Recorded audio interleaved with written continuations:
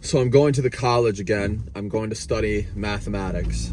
I've decided that I'm not going to study any form of applied mathematics, whether it be physics, quantum physics, engineering, or anything else, until I have gotten a really solid understanding and bedrock of math, because I don't want to have to do patchwork every time I run into a mathematics problem that I don't understand in a physics textbook or whatever. I want to be able to, I want to understand the foundation of mathematics. In school, I was only taught the tricks, like the trick for how to take a derivative of an expression, or the trick for how to, this person's turning, the trick for how to do certain algebraic operations, how to solve certain algebraic problems. But I want to understand the why of how certain things work, because I was watching an Andrew Huberman video one time, and I really like what he said about, and it wasn't about math, it was about, this could apply to any part of life. You can read a recipe and make a dish. And with Huberman, he was actually connecting this to biology, because he's a neurobiologist and ophthalmologist. Anyway, he said you can make a recipe and you can just get out a cookbook and do what the cookbook tells you to do. But if you understand, I'm spitting a lot, I'm sorry. If you understand what lies beneath that, if you understand why the cookbook uses this much salt, and why it uses salt at all, and why it uses saffron, and why it uses paprika, and why it mixes things a certain way, and why you saute things a certain way with this much butter and what have you. If you understand the underlying details and the theory, then you can adapt for when salt isn't available, for when butter isn't available, when you run into a weird problem where you do everything the cookbook says, but for some reason it's still mushy or something. You know what I mean? I want to know the theory. And so I'm starting with the absolute basics, because I was not attentive enough or interested enough in high school mathematics. So I'm starting with algebra. I might even start with arithmetic, straight up arithmetic. We'll see. But I'm starting, for today, I'm going with algebra. And then after that, after I'm done all that, I'm going to be at it for hours and hours. But then after that, I'm going to go home with, Abby's going to meet me here. She has work. She's going to meet me here, and we're going to hang out here in between when I take little breaks. I take breaks.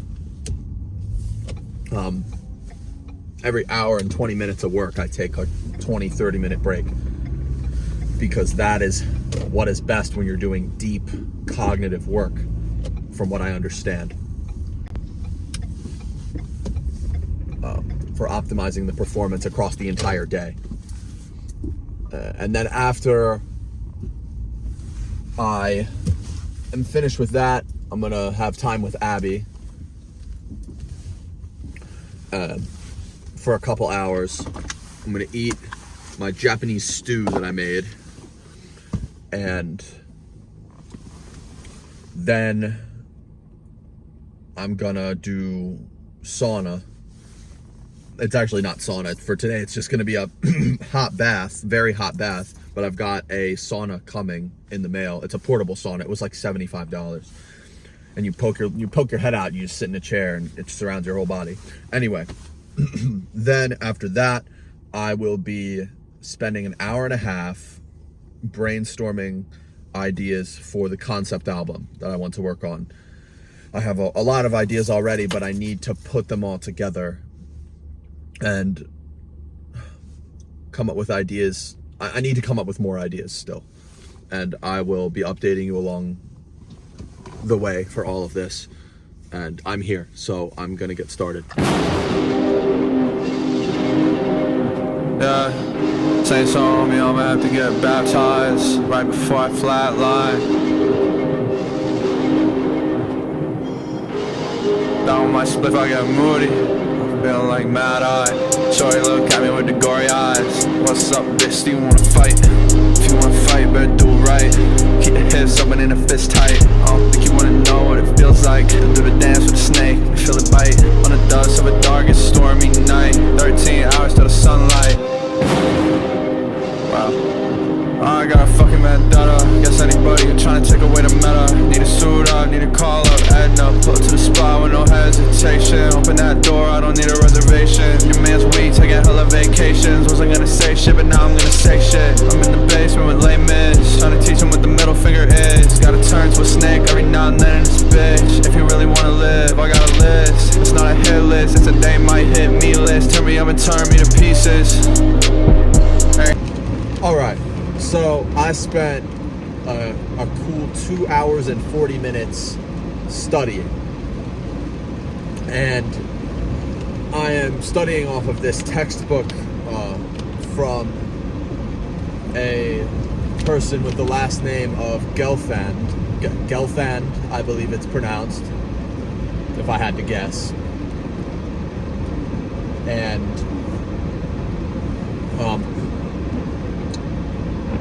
it's an algebra textbook. But the thing about Gelfand is he is infamous for his textbooks being very dense. Instead of being 1,000 pages, this textbook is 150 pages. So every single practice problem poses a new pattern or a new way of thinking. And I'm on the arithmetic chapter. I want you to understand. It starts out with basic arithmetic.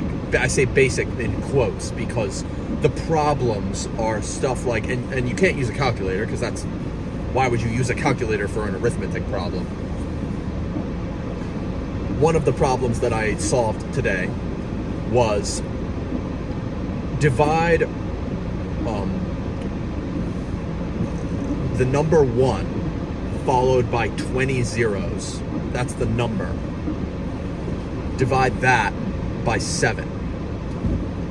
That's one of the problems. That took me probably a half hour to actually know I was right, because you can't just check the answer key. For a lot of the problems, probably 90% of them so far, there is no answer key. He doesn't give you an answer. You just gotta hope you're right and try your absolute best to verify that you're correct. So I did all these problems very in depth and worked through the process. I was writing down English paragraphs on my piece of scrap paper just so that I could know that I could understand that my logic was correct, that I wasn't messing up anywhere. Another one of the problems was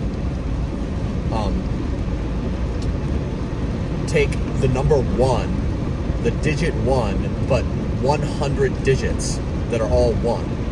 The number 1. That's the number. So 100 digits that are all the number 1. Divide that.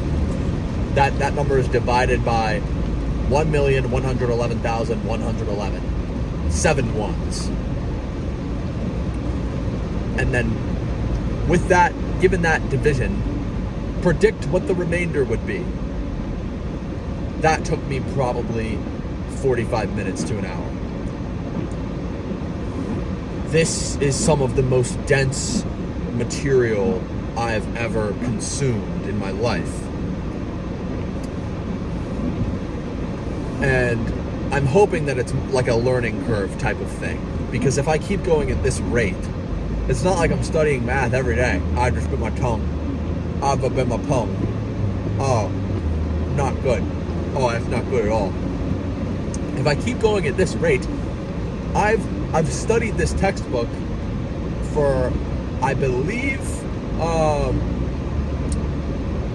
at least 3 hours, 4 hours in total work time. And I am on page 6. Page 6. So I'm hoping that I get past a certain learning curve and start picking up on all of the patterns and such. And it starts speeding up. That's what I'm assuming will happen. That's kind of how it is with a lot of things in life. Like when I was doing jujitsu, back when I was doing, I still do jujitsu from time to time, but when I was doing it every day, every single little aspect of it was so hard to grasp. But then over time, everything becomes easier and easier to understand. That's what I'm hoping it's like. And it's like that for pretty much, perhaps any skill that you try to acquire in life. It's kind of like that. You build a massive foundation. It's kind of like a pyramid. You build a massive foundation. The foundation is the absolute largest surface area part of the pyramid. But then each stack that you build on top of it gets a little bit less wide, and a little bit less, and a little bit less, and a little bit less, to the point where to get from the bottom half of the pyramid, or to get from the bottom of the pyramid to the bottom to half, so from beginning to half finished, took you,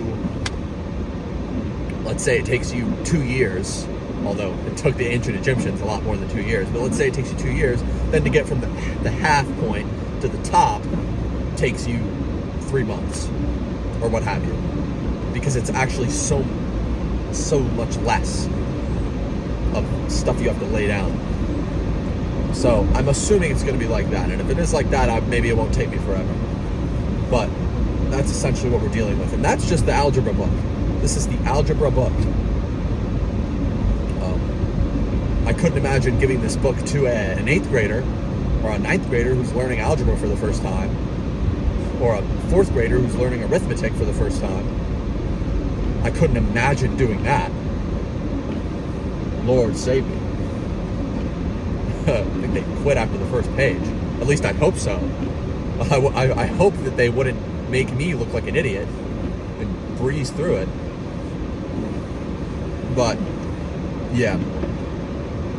So,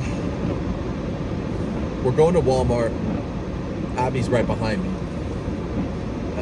following me to the Walmart. I'm going to pick up silicone earplugs because they're supposed to be way better than foam earplugs, and I can't sleep at night because the fucking cat keeps coming right up to my ear, or just even pretty distant from me, and I hear every single time, "Moo!" Every time. It wakes me the fuck up and keeps me from sleeping. It pisses me off. So I'm getting silicone earplugs instead of foam earplugs because they're supposed to create more of a vacuum in the ear canal. And I don't know why I'm going into this, like you even need to know. And then after, we're going to go home and eat, and me and Abby are just going to hang out for a while. And then I'm going to get in a very hot bath to mimic a sauna, because my sauna hasn't come yet, so I'm just going to do a really hot bath for about 30 minutes. And then I'm going to have about an hour and a half of creative time, because human creativity, when you think about chronobiology is just the study of human biology and how it behaves at different times of the day. So chronobiologically, humans are most creative, roughly, later in the day, like the last 4 hours of the day, the last 3 hours of the day. So all of the creative ideas that I need to come up with, I come up with them in that time period. I have like an hour and a half every night where my sole purpose is to just jot down as many ideas as I can, whether they're dumb, hilariously stupid, or really good. I have no filter. I just jot everything down. Maybe a little bit of a filter, case someone ever discovers my iPhone's notes app. So tonight it's going to be ideas for the concept album that I was telling you about. There's some other things that I do to optimize my creative not efficiency, but the quality of my creative thinking. Another thing that you can do is something called the cathedral effect. Turns out the human brain operates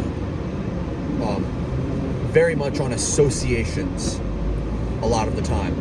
And the human brain associates very high ceilings with freedom from any constraints. So you can think very big. Another thing that I do is I'm pretty much in the dark, very dim lighting. That's another association thing. I think it stems, if you had to ask me, I would say it's because it stems from how humans used to live up until about 200 years ago. Up until about 200 years ago, humans had all of the action happened. Wait a second. All the action happened in the beginning of the day, when the sun was out, and then they had the end of the day after the sun went down to reflect on what happened during the day. So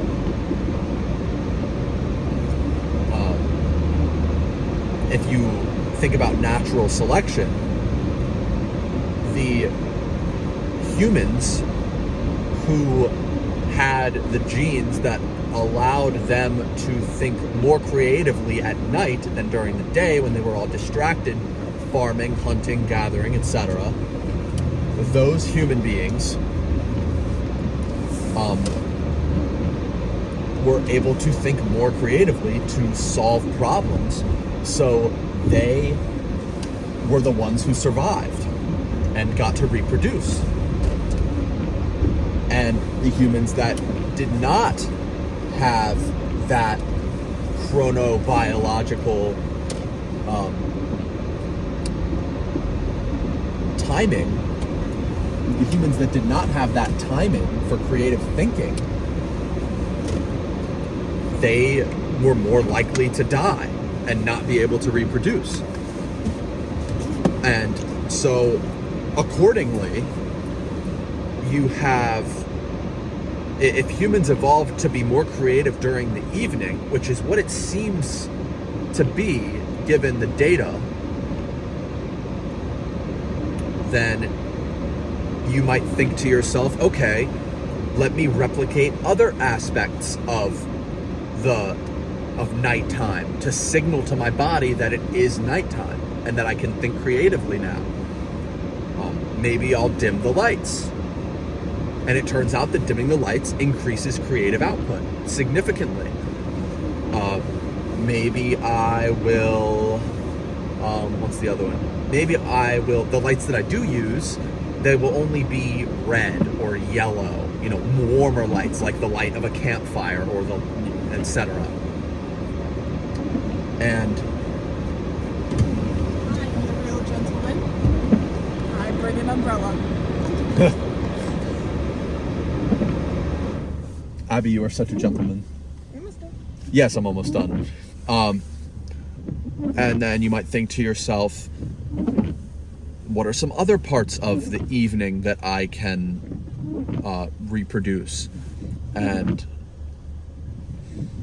to be honest, that actually might be all of the things. That might be all of the things that are specifically related to that aspect of improving creativity. Come on. More on this later, perhaps. I'm taking a really hot bath right now. A bath as hot as this one is supposed to be as beneficial as a sauna, minus the benefits of sweating profusely.